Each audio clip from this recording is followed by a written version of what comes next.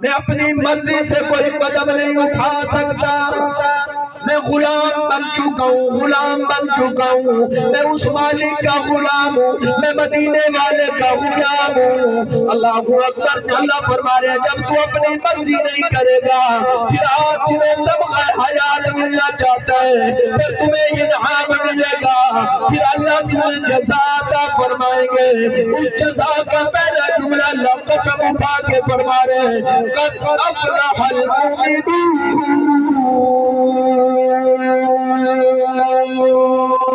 سبحان اللہ، قد افلح المؤمنون۔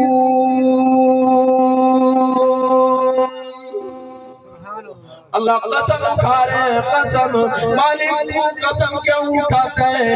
قسم تو مجھ جیسے آدمی اٹھائیں، کیونکہ میں کمزور ہوں، اپنی زبان کا کچا ہوں۔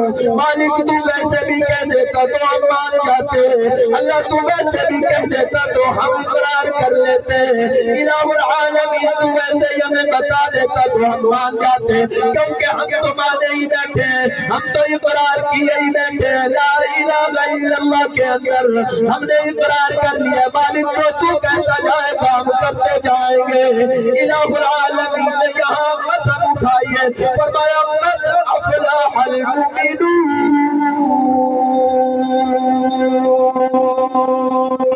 سبحان اللہ۔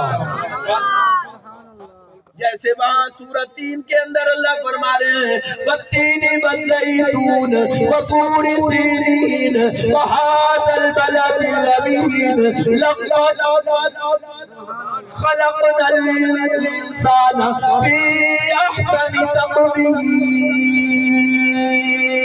فرمایا مجھے تین کی قسم، مجھے والزیتون کی قسم، مجھے طور سینا کی قسم، مجھے اس جناب بلد الامین کی قسم، شہر کی قسم، اور دنیا بھر کے لوگوں اور دنیا بھر کے انسانوں، اللہ فرما رہے ہیں لقد خلقنا الانسان فی احسن تقویم، میں نے انسان کو خوبصورت پیدا فرمایا ہے۔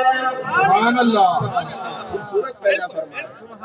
کوئی آدمی اللہ اکبر، اللہ کو سارے آدمی بڑے ہی خوبصورت ہیں، اللہ کو سارے آدمی اچھے ہیں، اللہ کے ہاں سارے آدمی قیمتی ہیں، اللہ کے ہاں سارے آدمی زبردست عزت و اکرام والے ہیں، لیکن اللہ تبارک و تعالی یہاں قسم اٹھا کے کہہ رہے ہیں قد افلح المؤمنون۔